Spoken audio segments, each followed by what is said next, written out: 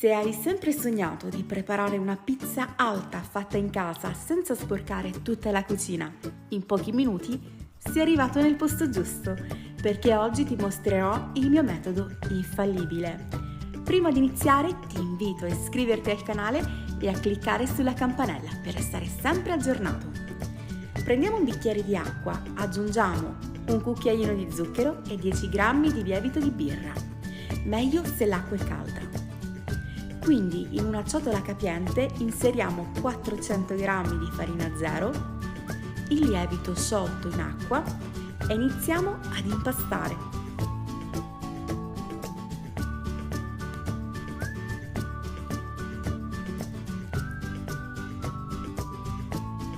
Quindi prendiamo altri 60 ml di acqua calda, aggiungiamo 10 g di sale e lo aggiungiamo al nostro impasto. Incorporiamo fino ad ottenere un impasto molto morbido. Copriamo con pellicola e lasciamo lievitare per 2 ore. Dopodiché il nostro impasto sarà più che raddoppiato e morbidissimo. Una teglia, carta da forno, un pochino di olio e iniziamo a stendere la nostra pizza direttamente nella teglia senza sporcare il piano di lavoro. Quindi in una ciotola mescoliamo 350 g di pomodoro, olio, sale e origano. Condiamo la nostra pizza.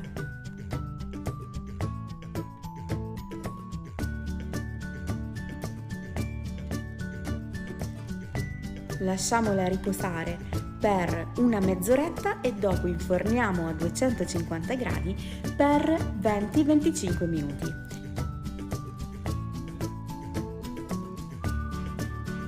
Dopo possiamo inserire 400 g di mozzarella tritata e la facciamo sciogliere in forno per circa 2 o 3 minutini.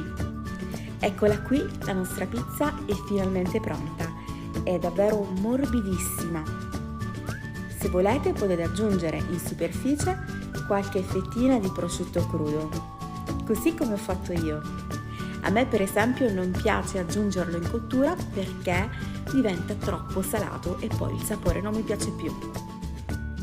Se questa ricetta vi è piaciuta, ricordate di lasciare un like a questo video per sostenerlo, iscrivetevi al canale, cliccate sulla campanellina per stare sempre aggiornati sulle mie nuove ricette, tanto è tutto gratis e venite a trovarmi anche su Instagram.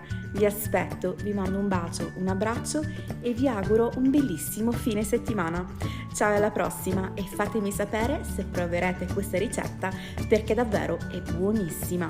La pizza risulta alta, sofficissima ma esternamente anche leggermente croccante.